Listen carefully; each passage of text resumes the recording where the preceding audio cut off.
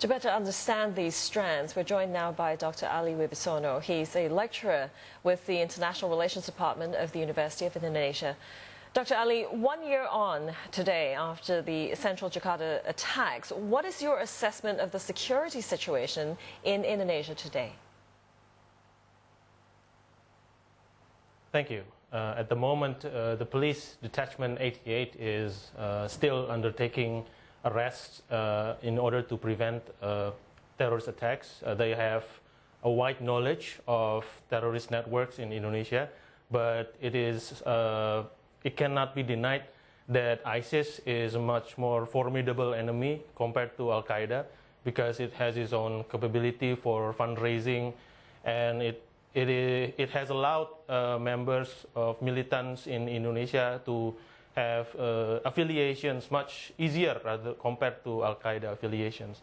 So we are facing a formidable enemy, but at the same time, I'm still quite confident because our detachment 88 of the police is facilitated by the executive authority to conduct operations.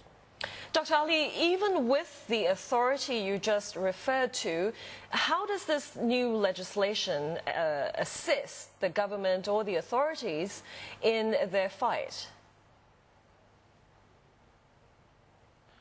Right. In regard to the revision or amendment of Law Number 15, 2003, we can say that it has been quite a struggle for the executive authority to convince the legislative and the public to pass the revision of the law. I think the problem is that within the law there are clauses that are very, very harsh, quite harsh, like some kind of Guantanamo clause, where somebody who is suspected to have affiliation with terrorist organization can be captured and interrogated for 6 months at least by the authorities, specifically by the police. But the real problem here is that there is no accountability mechanism for that clause to take place. So, for example, in the United Kingdom, there is a similar clause where the executive authority can designate particular entities or individuals as suspected terrorist entities, and they can be pursued.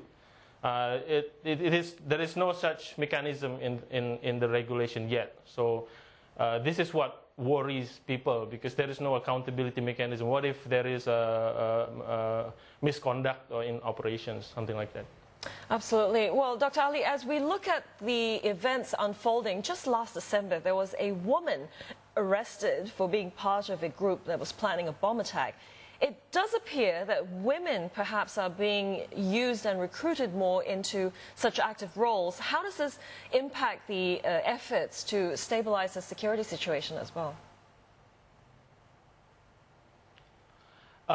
Yes, women have been present in the whole history of Islamic militancy in Indonesia. Women used to be in the background. They are the wives of the militants, and they regenerate militancy in Indonesia. But the cases that we have, 3 women that were captured recently, were actively becoming a martyr.